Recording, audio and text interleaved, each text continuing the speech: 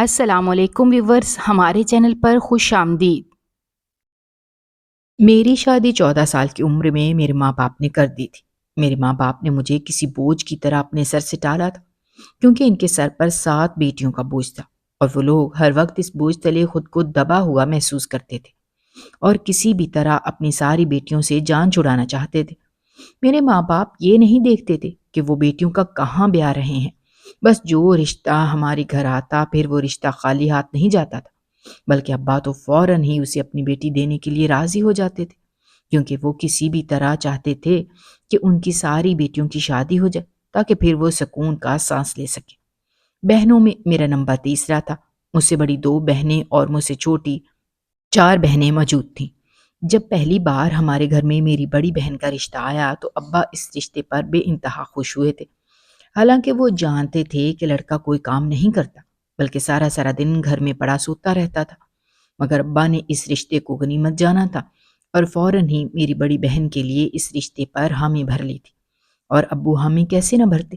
یہ رشتہ پھپھو کے گھر آیا تھا اور ابا کسی بھی قیمت پر اپنی بہن کو انکار نہیں کر سکتے تھے۔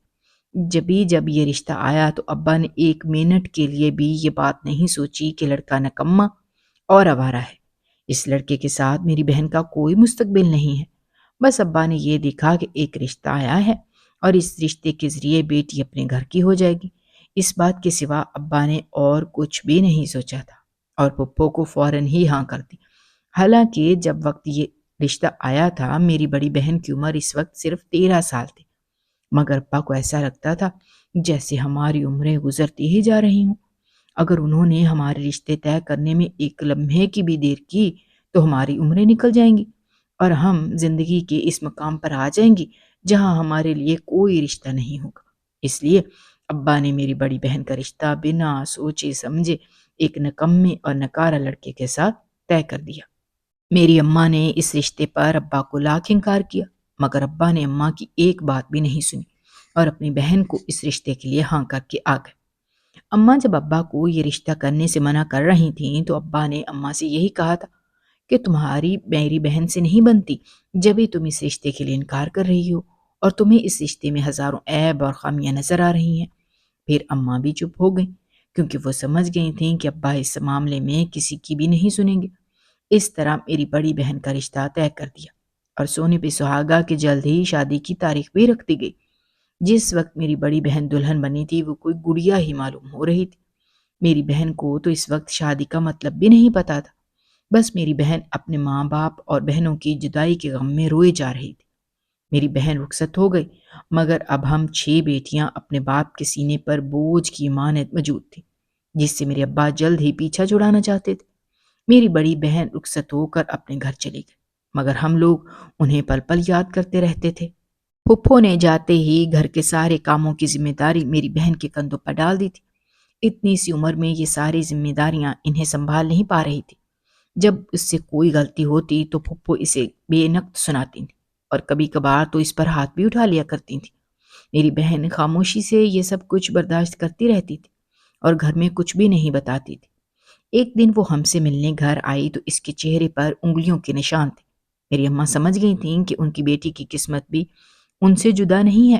جو ساری زندگی میرے باپ نے میری ماں کے ساتھ کیا تھا، اب وہی سب میری بہن کے ساتھ ہو رہا تھا، اور اب میری بہن نے یہ سب کچھ خاموشی سے برداشت کرنا تھا۔ میری ماں اپنی بیٹی کو سینے سے لگائے رو رہی تھی، مگر میری بہن کے آنسو کیسے تھم سے گئے تھے۔ جانے وہ اپنے سسرال میں کتنا روتی ہوگی۔ یہ سب دیکھ اور سوچ کر میری ماں کے آنسو تھم ہی نہیں رہے تھے۔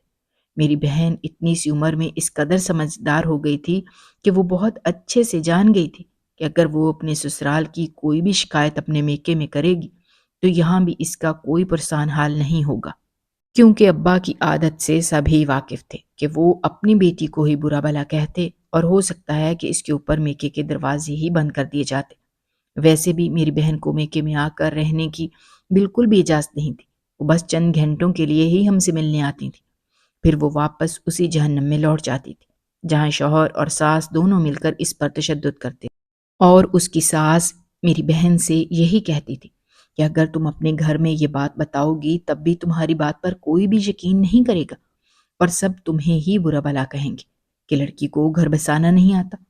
میری بہن کم عمر تھی، اسے ان سب باتوں کی سمجھ نہیں تھی، اس لیے وہ خاموشی سے اپنے اوپر سارے ظلم و ستم برداشت کرتی رہی۔ میری بڑی بہن کی شادی کے بعد دوسری نمبر کی بہن کی شادی کی باری تھی، اور سبھی جانتے تھے کہ اس کے ساتھ بھی وہی ہوگا۔ وہ بڑی بہن کے ساتھ ہوا ہے۔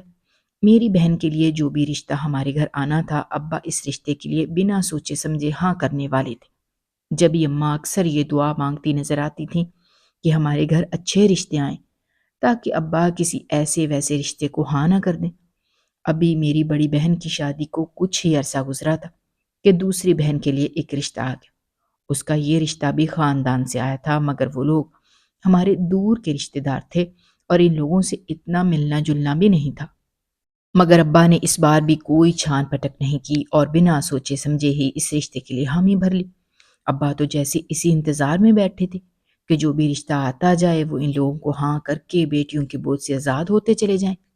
جبھی ابا نے میری دوسری بہن کا رشتہ بھی آنا فانا طے کر دیا اور خاندان میں بھی سب کو بتا دیا کہ ان کی دوسری بیٹی کا رشتہ بھی طے ہو چکا ہے۔ میری اماں نے ابا سے لاکھ کہا کہ لڑکے بارے میں کچھ تو معلومات کر لیں۔ شک یہ ہمارے رشتے دار تھے، مگر دور کے رشتے دار تھے، اور سالوں بھی ان لوگوں سے ملنا جلنا نہیں ہوتا تھا۔ ان لوگوں نے ابا کو یہ بتایا تھا کہ لڑکے کی پرچون کی دکان ہے۔ جس محلے میں ان لوگوں کا گھر تھا، اسی محلے میں اس کی پرچون کی دکان تھی، اور اتنی سی بات سن کر ہی ابا خوش اور راضی ہو گئے تھے۔ یہ بھی ابا کے لیے بہت بڑی بات تھی، اور میری بہن کی قسمت اچھی تھی کہ جو رشتہ میری بہن کے لیے آیا تھا وہ لڑکا کما رہا تھا، ورنہ اگر ایسا کوئی رشتہ آ جاتا جہاں لڑکا کام چور اور نکما ہو، ابا تو اس کے لیے بھی راضی ہو جاتے۔ یہاں تو لڑکے کی اپنی پرچون کی دکان تھی، تو ابا کیسے راضی نہ ہوتے؟ ابا تو اس رشتے کے لیے بہت خوشی خوشی راضی ہو گئے تھے۔ اماں جب ان سے کہتی کہ لڑکے کے بارے میں کچھ تو معلومات کریں، تو ابا یہی کہتے تھے کہ اماں ناشکری کر رہی ہیں، گھر بیٹھے اتنا اچھا رشتہ آ گیا ہے مگر پھر بھی اس بات کی قدر نہیں ہے۔ یوں میری اس بہن کا رشتہ بھی طے کر دیا گیا اور شادی کی تاریخ بھی رکھ دی گئی تھی۔ ہم لوگ اپنی بڑی بہن کو برے حال میں دیکھ چکے تھے، اس لیے اب تو شادی کے نام سے ہی ڈر محسوس ہوتا تھا۔ میری بڑی بہن بھی اس لیے شادی کرتے ہوئے ڈر رہی تھی، مگر اس کی اس گھر میں سنتا ہی کون، اس لیے جلد ہی اس کی بھی شادی کروا دی گئی اور یوں اپنے گھر کی ہو گئی۔ پھپھو نے اب بھی میری بڑی بہن کو اپنی ہی بہن کی شادی میں شرکت کی اجازت نہیں دی تھی، بلکہ وہ چند گھنٹے کے لیے بہن کو اپنے ساتھ لے کر آتی تھی اور اپنے ساتھ ہی واپس گھر لے جاتی تھی۔ اماں نے جب پھپھو سے کہا کہ میری بیٹی کو چند دن گھر میں رہنے کی اجازت دے دیں، تو پھپھو نے ٹکا سے جواب دے دیا کہ اگر اپنی بیٹی کو گھر میں رکھنے کا اتنا ہی شوق ہے تو ساری عمر کے لیے گھر میں رکھ لیں۔ پھپھو کی یہ بات سن کر اماں خاموش ہو گئی، کیونکہ اگر ابا کو یہ بات پتہ چل جاتی کہ اماں نے پھپھو سے بیٹی کو روکنے کی بات کی تھی، تو ابا نے اماں کو ہی سخت برا بھلا کہنا تھا۔ انہیں اس معاملے میں پھپھو کی کوئی غلطی نظر نہیں آنی تھی۔ اماں بھی اپنے شوہر کی عادت کے ہاتھوں مجبور تھیں، اس لیے بیٹی کے لیے کچھ کہہ بھی نہیں سکتی تھی۔ جبھی انہوں نے خاموش رہنا ہی بہتر سمجھا۔ پوری شادی میں پھپھو نے میری بڑی بہن کو ٹھیک سے شرکت کرنے کی اجازت بھی نہیں دی، بلکہ پھپھو نے کسی بھی تقریب میں میری بڑی بہن کو اپنے پاس سے اٹھنے کی اجازت ہی نہیں دی کہ وہ چند گھڑی آ کر ہمارے ساتھ ہنس بول۔ انہوں نے پورا وقت اسے اپنے برابر میں ہی بٹھائے رکھا۔ یہ سب دیکھ دیکھ کر میرا دل صرف کوڑ سکتا تھا، ہم کچھ کر نہیں سکتے تھے۔ میری دوسری بہن کی شادی کا ہنگامہ بھی ختم ہوا اور وہ اپنے گھر کی ہو گئی۔ وہ شادی کے بعد پہلی بار جب گھر آئی تو بہت خوش تھی اور سب کو یہی بتا رہی تھی کہ اس کے شوہر اور سسرال والے بہت اچھے ہیں، اس سے بہت زیادہ پیار کرتے ہیں۔ اس کی یہ باتیں سن کر ہمارے دلوں کو کچھ سکون میسر ہوا کہ چلو ایک بہن تو اپنے گھر میں بہت خوش ہے، مگر دوسری جانب سے دل مزید اداس ہو جاتا جب میں اپنی بڑی بہن کا چہرہ دیکھتی تھی۔ وہ دن بدن گھلتی ہی جا رہی تھی، اس کی آنکھوں کے گرد سیاہ حلقوں نے اپنا ڈیرا ڈال لیا تھا اور وہ برسوں کی بیمار نظر آنے لگی تھی، مگر وہ ہم لوگوں سے بھی اپنا کوئی دکھ درد نہیں کہتی تھی، بلکہ وقت کے ساتھ ساتھ مزید خاموش ہوتی جا رہی تھی، جیسے اتنی سی عمر میں اسے بہت سے غم لگ چکے ہوں اور اب ان غموں سے اس کی گلو خلاصی بالکل بھی ممکن نہیں تھی۔ وہ تو میری دوسری بہن کی قسمت نے اس کا ساتھ دیا کہ وہ اچھے گھر میں چلی گئی، ورنہ آج اس کی حالت بھی میری بڑی بہن جیسی ہی ہونی تھی، اور ہمارے ابا کو اس بات کی بالکل بھی پرواہ نہیں ہونی تھی۔ دونوں بڑی بہنوں کی شادی کے بعد اب میرا شادی کا نمبر تھا۔ میں سوچ بچار میں بڑی بری طرح پھنس چکی تھی۔ ایک جانب میں اپنی ایک بہن کو دیکھتی تھی کہ وہ اپنی زندگی میں کس قدر خوش اور مگن ہے، مگر دوسری جانب میری دوسری بہن کس قدر کٹھن وقت گزار رہی تھی، یہ بات بھی ہم لوگوں سے ڈھکی چھپی نہیں تھی۔ میں بس ہر وقت یہی دعا کرتی تھی کہ میرے لیے اچھے گھر سے رشتہ آئے، ورنہ ابا نے میرا ہاتھ کسی کو بھی تھما دینا تھا۔ ابھی دوسری بہن کی شادی کے ہنگامے تھوڑے تھمے ہی تھے کہ میرے لیے بھی رشتہ آ گیا، مگر میرے لیے رشتہ غیروں میں سے آیا تھا۔ مجھے لگا تھا کہ غیروں میں سے رشتہ آیا ہے، ابا اس رشتے کے لیے کچھ تو چھان پٹک کریں گے، مگر ہماری حیرت کی انتہا اس وقت نہ رہی جب ابا نے میرے لیے آنے والے اس رشتے کے لیے بالکل بھی کوئی چھان بین نہیں کی، بلکہ بنا سوچے سمجھے اور ایک لمحے کی دیر کیے اس رشتے پر حامی بھر لی۔ اماں نے اس بار بھی ابا کو لاکھ روکنے کی کوشش کی، مگر جانے ابا کیا سوچ کر بیٹھے تھے۔ وہ ہم بیٹیوں کو کسی بوجھ کی طرح بس اپنے سر سے ٹالے ہی جا رہے تھے۔ جب ابا نے لڑکے کی فوٹو گھر میں دکھائی تو سبھی لوگوں نے اپنے دانتوں تلے انگلیاں داب لیں، کیونکہ وہ کوئی لڑکا نہیں بلکہ ایک بڑی اور پکی عمر کا آدمی تھا، اور اس آدمی کی عمر بھی 40 سال سے زیادہ ہوگی۔ ابا نے اپنے سے چند سال چھوٹے آدمی سے اپنی بیٹی کا رشتہ طے کر دیا تھا، اور یہ سب کرتے ہوئے انہیں ذرا بھی اپنی بیٹی کا خیال نہیں آیا تھا۔ میں اس آدمی کی تصویر دیکھ کر بہت زیادہ روئی اور اماں کو اس شادی سے صاف انکار کر دیا کہ میں اس آدمی سے شادی بالکل بھی نہیں کروں گی، مگر اماں بھی ابا کے سامنے مجبور تھی، کیونکہ سب کو ہی معلوم تھا کہ اگر اماں نے ابا سے کچھ بھی کہنے کی کوشش کی تو ابا اماں کو بری طرح سے جھڑک کر رکھ دیں گے اور اماں کی ایک بات بھی نہیں سنیں گے۔ ہم تو اس بات پر سکا سانس لیتے تھے کہ ابا نے اماں پر ہاتھ اٹھانا چھوڑ دیا تھا، ورنہ ہر دوسرے دن کا یہی معمول ہوتا تھا کہ ابا بری طرح سے اماں کو پیٹ رہے ہوتے تھے، اور اس سب کے بیچ ہم سب بہنیں ایک دوسرے سے چمٹی کھڑی ڈر کے مارے رو رہی ہوتی تھیں۔ ہم لوگوں میں اتنی ہمت بھی نہیں ہوتی تھی کہ اماں کو ابا سے چھڑا لیں، کیونکہ شروع سے ہی ابا نے ہم لوگوں پر اپنی دہشت کچھ اس طرح سے بٹھا دی تھی کہ ہم ابا کے سامنے سر بھی نہیں اٹھا سکتے تھے۔ ابا کا ڈر بچپن سے ہی ہم لوگوں کے دل و دماغ پر بری طرح سے چھایا ہوا تھا۔ اسی وجہ سے ہم بہنوں میں سے کوئی بھی ابا کے سامنے بولنے کی جرت نہیں کر سکتی تھی۔ ہم بس اماں کے سامنے بولنے کی جرت کر سکتی تھیں، مگر اماں کے ہاتھ میں بھی کچھ نہیں تھا، وہ بھی ہماری ہی طرح بے بس تھی، اور یہ بات ہم لوگ بہت ہی اچھے سے جانتے تھے۔ اسی طرح میرا رشتہ بنا دیکھے بھالے اور چھان پٹک کے طے کر دیا گیا۔ لڑکے والوں نے میری شادی کے لیے 1 سال کا وقت مانگ لیا تھا، اور اس بات پر ابا کو بہت غصہ آیا تھا، کیونکہ وہ چند ہی مہینوں میں میری شادی کر دینا چاہتے تھے۔ وہ مجھے 1 سال تک بٹھائے رکھنا نہیں چاہتے تھے، مگر اب ابا کا اس رشتے کے لیے ہاں کرنا ہی ان کی مجبوری بن گیا تھا۔ انہی دنوں میری بڑی بہن، جس کی شادی پھپھو کے گھر طے ہوئی تھی، ہمارے گھر ہم لوگوں سے ملنے کے لیے آئی تھی۔ اب بھی اسے ہم سے ملنے پھپھو نے 2 مہینے بعد بھیجا تھا، اور آج بھی وہ بس چند گھنٹوں کے لیے آئی تھی، مگر اس بار شاید اس کا صبر جواب دے گیا تھا، اور آتے ہی اماں کے گلے لگ کر پھوٹ پھوٹ کے رو دی، اور اماں کے قدموں میں بیٹھ گئی تھی کہ اماں اسے واپس لے آئے، سسرال میں نہیں بھیجے۔ اماں اس کی یہ حالت دیکھ کر گھبرا گئی۔ انہوں نے پیار سے میری بڑی بہن سے پوچھا کہ وہ اپنے گھر کیوں نہیں جانا چاہتی، تو اس نے روتے ہوئے ہچکیوں کے درمیان بتایا کہ نہ صرف اس کا شوہر بلکہ پھوپھو بھی اس پر ہاتھ اٹھاتی ہیں، اور ہر وقت اسے بس اس بات کے تانے دیتے ہیں کہ تمہاری ماں ایسی تھی ویسی تھی۔ پھوپھو شاید اماں کا بدلہ آج ان کی بیٹی سے لے رہی تھی۔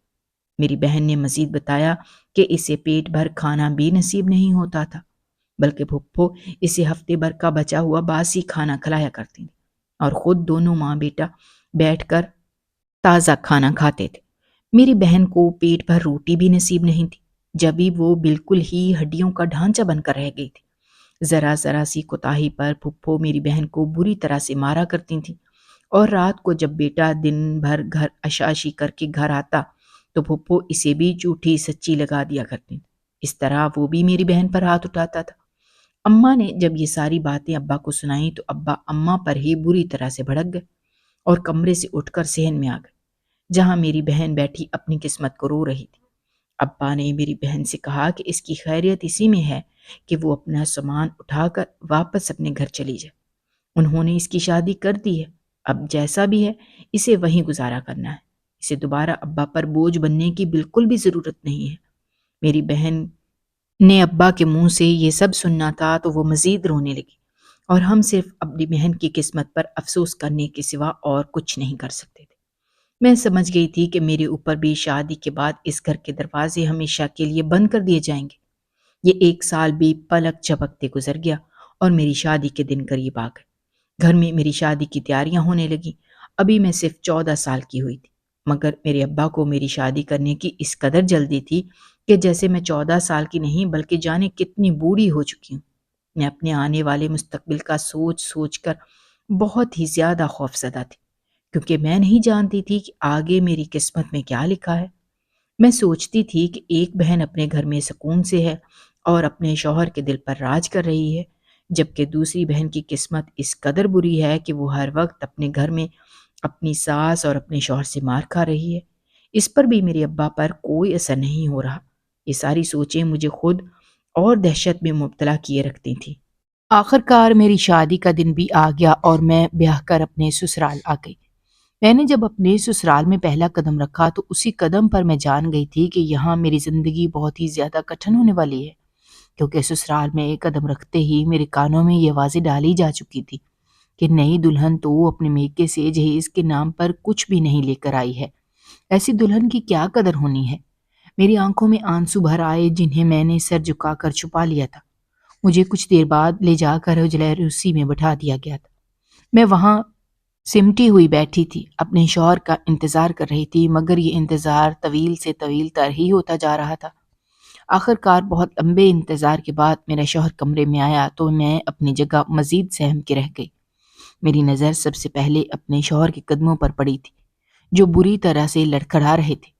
میں نے چونک کر سر اٹھا کے دیکھا تو میرا شوہر اپنے قدموں پر ٹھیک طرح سے چل بھی نہیں پا رہا تھا۔ وہ ایک جانب قدم رکھ رہا تھا مگر اس کے قدم دوسری جانب پڑ رہے تھے۔ یہ سب دیکھ کر میں اپنی جگہ جامد رہ گئی، کیونکہ میں نے ایسا کبھی سوچا بھی نہیں تھا کہ میرا شوہر پہلی رات ہی شراب پی کر کمرے میں آئے گا۔ میں ڈر کے مارے اپنی جگہ سے 1 انچ بھی نہیں ہل سکی۔ میں اپنے شوہر سے ڈر محسوس کر رہی تھی، مگر میرا شوہر تو جیسے اپنے ہوش و حواس میں ہی نہیں تھا۔ مگر اب مجھے اس سب کو اپنی قسمت کا لکھا سمجھ کر قبول کرنا ہی تھا۔ شادی کی پہلی رات ہی مجھ پر حقیقت کھل چکی تھی کہ میرا شوہر شرابی ہے۔ جیسے جیسے دن گزرتے جا رہے تھے مجھ پر اور بھی حقیقتیں آشکار ہوتی جا رہی تھیں۔ میرا شوہر صرف شرابی نہیں بلکہ اور بھی کئی گناہ کے کاموں میں ملوث تھا۔ میرا شوہر روز رات کو شراب پی کر گھر آتا اور مجھے بری طرح سے مارتا تھا۔ بھلے کوئی بات نہ بھی ہوتی تو بھی روز گھر آ کر مجھے مارنا اپنا فرض سمجھتا تھا۔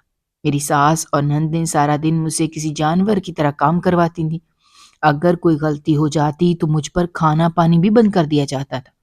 میری ساس مجھے اپنے ہاتھ سے پلیٹ میں نکال کر بس ذرا سا شوربہ دیا کرتی تھی۔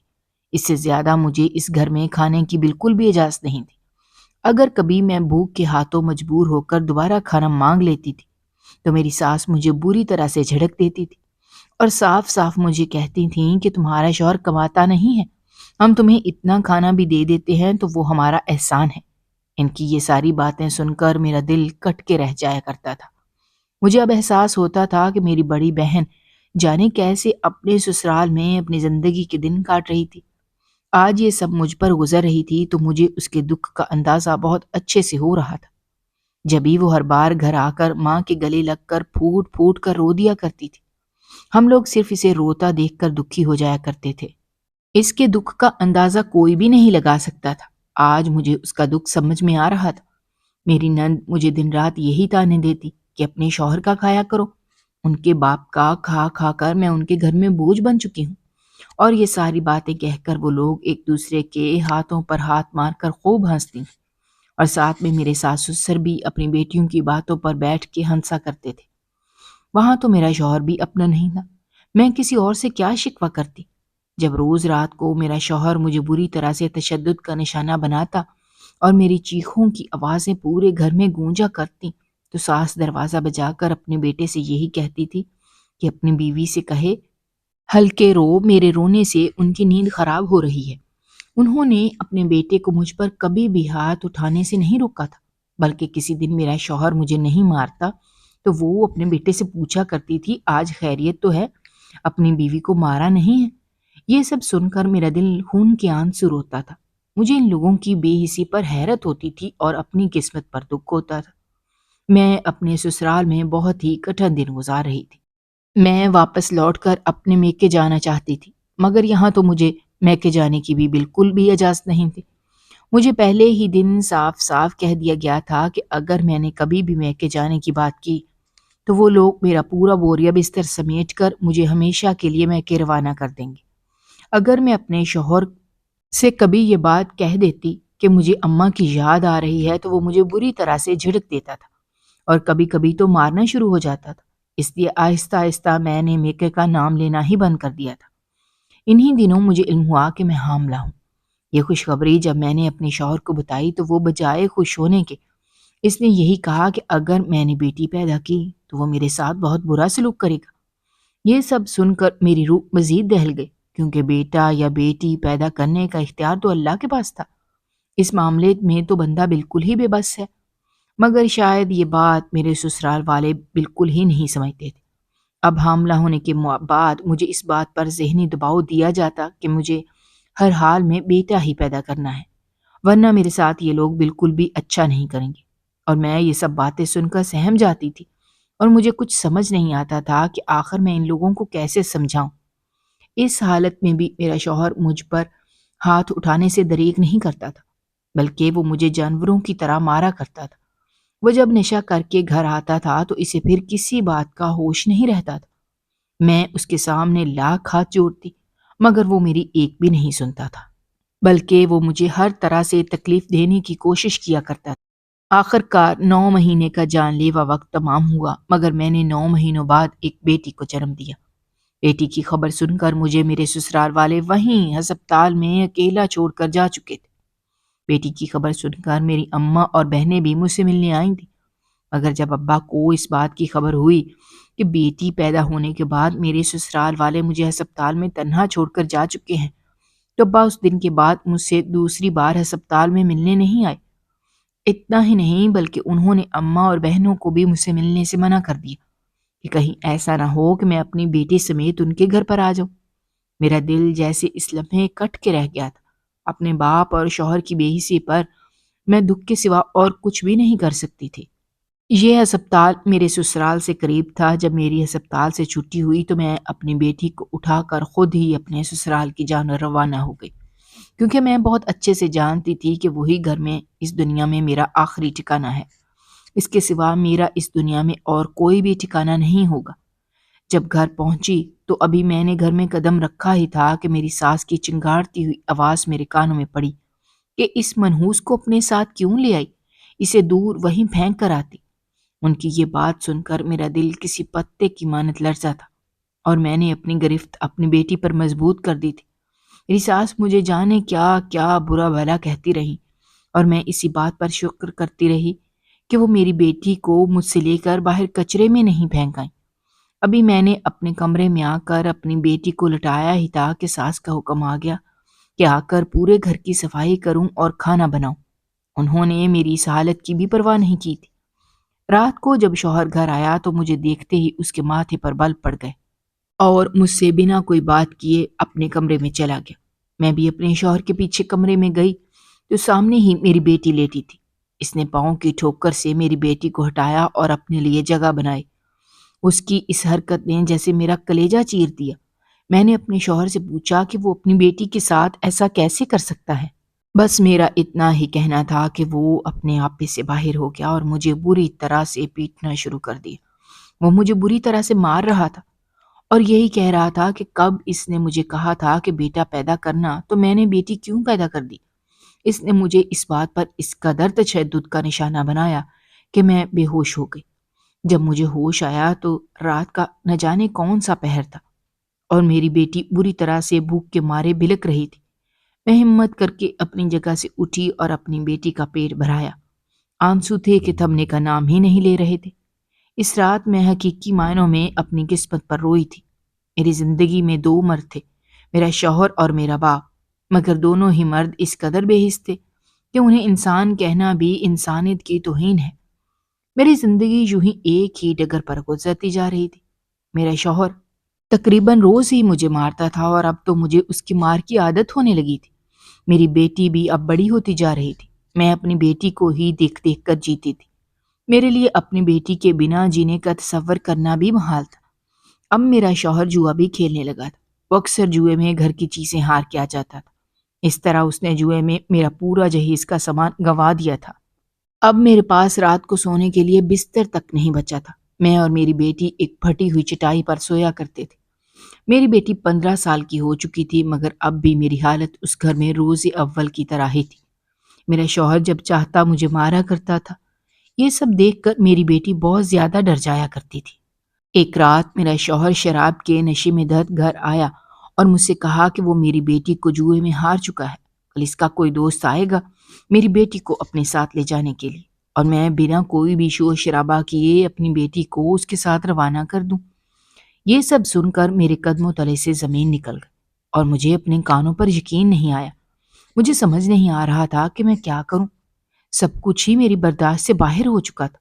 ایک باپ کیسے اپنی ہی سگی بیٹی کو جوئے میں ہار کے آ سکتا ہے؟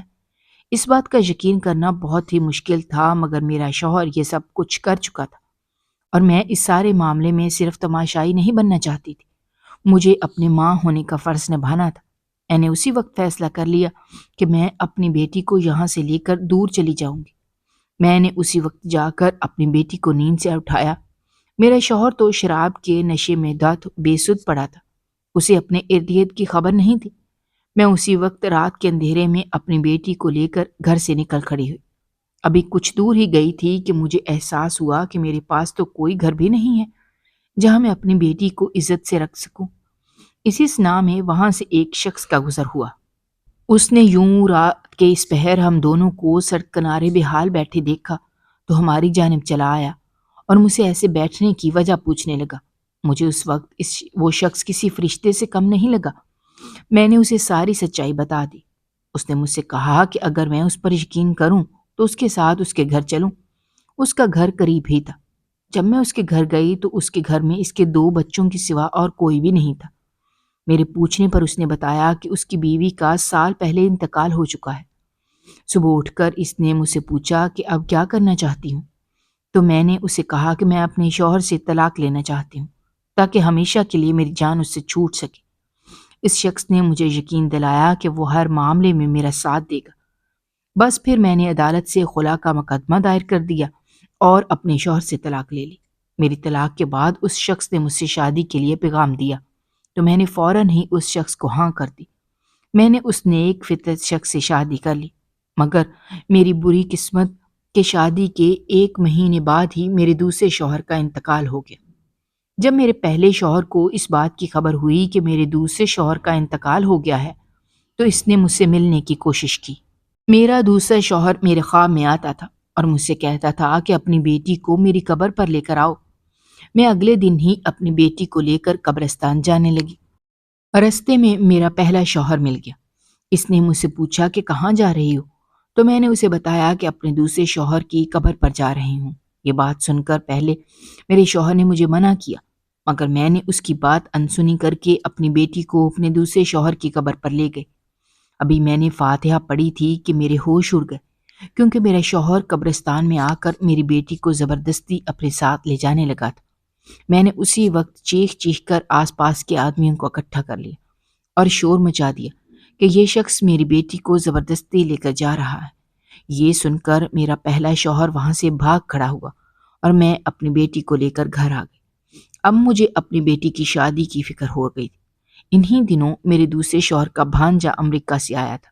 میں نے اس کے ساتھ اپنی بیٹی کی شادی کر دی اور اپنے دوسرے شوہر کے دونوں بچوں سمیت اپنی بیٹی کے پاس ہی امریکہ منتقل ہو گئے، کیونکہ مجھے کسی بھی صورت اپنی بیٹی سے دوری بالکل بھی گوارا نہیں تھی۔ شادی کے بعد میری بیٹی اپنے شوہر کے ساتھ خوش ہے اور اسے اپنی زندگی میں خوش دیکھ کر میں بے حد خوش ہوں، کیونکہ جیسی جانوروں جیسی زندگی میں گزار کر آئی تھی تو میں اپنی بیٹی کی قسمت سے ڈرتی تھی۔ مگر آج جب میں اپنی بیٹی کو اپنے شوہر کے ساتھ خوش دیکھتی ہوں تو میرے دل سے اپنے دوسرے شوہر کے لیے بہت دعائیں نکلتی ہیں، کیونکہ اگر وہ اس رات ہم ماں بیٹی کو سہارا نہیں دیتا تو آج جانے ہم دونوں کہاں کہاں رل رہی ہوتی اور جانے کتنے ہی دروں کی خاک چھان چکی ہوتی۔ آدمیوں کا ایک اچھا روپ میں نے اپنے دوسرے شوہر اور داماد کے روپ میں دیکھا تھا۔ اگر آپ کو ہماری کہانیاں پسند آ رہی ہیں تو ہمارے چینل کو سبسکرائب کیجیے، ویڈیوز پر کمنٹ کیجیے اور شیئر کیجیے۔ شکریہ۔